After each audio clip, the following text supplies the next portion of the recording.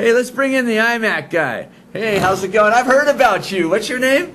My name's Doug Cox. Doug Cox, nice to meet you. Now, you work on iMacs? I work on all things Apple. Okay, now this is good. We have the Mac at home, the notebook thing, the Mac Pro. The MacBook Pro. Okay. Now, I thought, or was told, or sold on, or whatever, that the Macintosh products are pretty bulletproof. Like they don't get viruses. And I'm very much like a Maytag repairman. Okay. I mean, I have a lot of clients, or I'd starve. Okay. Because clients don't need me that often, and it's often more, help me organize my photos more than I need to fix my computer. Okay, because most people had started out on PCs, and things are just a little bit different when you switch over to using the Macs. No, I didn't. I started out on a Mac. My brother brought a Mac to visit Fresno in 1984, and I never looked back. The Apple, the DOS system? The original Mac. The original The original baby Mac. Right. Yeah. It was all one piece? Yeah, and it was miraculous. It's like click, double click,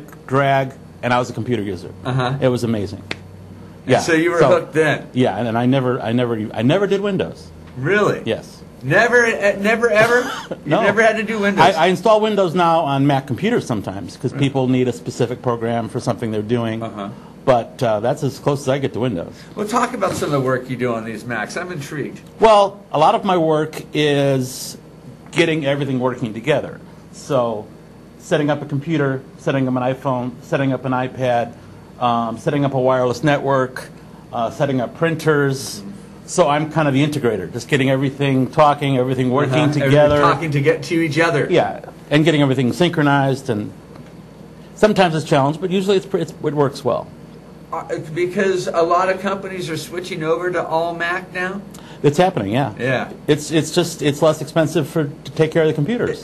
Because they don't get that because they don't have so many problems, yeah. How is it that they don't get a virus?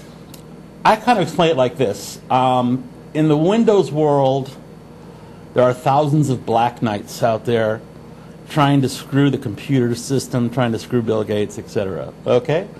In the Mac world, which is also the Unix world, there are thousands of white knights battling the system to make it better. Wow. So when the black knights find an opening, they tell each other. When the white knights find an opening, they tell Apple or they tell the Unix authorities or whatever to better protect the system. Wow. So it's just polar opposite. Wow. When you put it like that, it sounds really strong, right? Well, it's not thousands; it's probably hundreds of thousands. Yeah. Right. And of course, there's hundreds of thousands of viruses on the Windows side, and I don't think there is a Mac virus out there yet. What other things are Mac better at? What are Mac better at? Yeah. I think because, as they say, they make the whole widget, that it just works better together. So, if you buy into the whole Apple world, I mean, if you have the iPhone, the iPad, the computer, everything just really works together just amazingly well.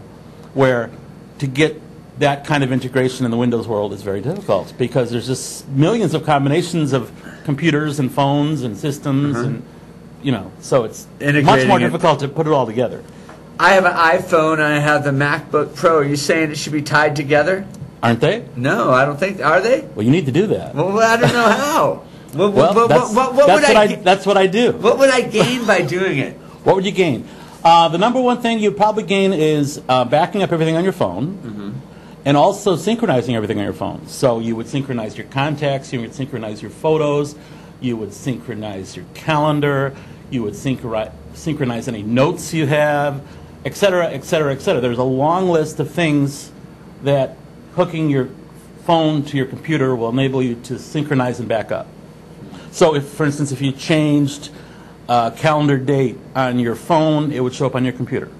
If you changed a phone number on your computer, it would show up on your phone. Right. So you'd always be in sync. And you could do that with your phone, with your iPad, and your Mac. And your watch. And your watch. Yeah. That's right. You have your watch on, yes, I got my new watch. That is so cool. It's a Mickey Mouse Yes, it has a whole bunch of different faces, and it can show you a whole bunch of different information on the front screen, including your next appointments, the weather, the battery, the time in Paris if you're going. Right. It gives you alerts whenever you get an alert on your phone. For instance, if you get a text message. I have one lady I play Words with Friends with, and I'm always getting alerts. It's time for me to play again. I think I might turn that one off. Et cetera, et cetera. So, right. And it also is a remote control for like Apple TV. So you can actually control your Apple TV from across the room on your watch. You can actually answer phone calls on your watch. It's Dick Tracy is here. So if your phone is plugged in the other room, you can answer your phone you can answer it. And here I just got a text message. Look at that. Very cool. And the text message is the same as one on my phone. It certainly is from the same. And I can even reply to the text message. And I can reply by speaking, or I can reply by listen to what I say and type it and send it out. Wow. So I'm still discovering all the cool things. What's next? I don't know. I can't wait. Apple says threatening with lots of what's next, but they don't let the secret out of the bag. You do the glasses? The Google glasses? Yeah. No, I did not do the Google glasses. No. I know just a couple people that did. I would like to mention I'm also president of the Fresno Mac user group. Okay. So, and we're an Apple 12-step group. Okay. So we offer education, and it's a social organization. And we meet the first Tuesday of the month, and that website is fresnomug.com, which is Fresno Mac User Group. So if you want some support, you can come see us. Or you can call me. Sounds fun. Doug Cox, I like talking to you. You're a fun you. guy. If you need your iMac worked on, you need it synced with your phone and your iPad and all that kind of stuff, call Doug Cox. What's the number, buddy? 559-930-2706 or 559-277-IMAC. All right. Okay, we're going to take a quick commercial break and we'll be right back.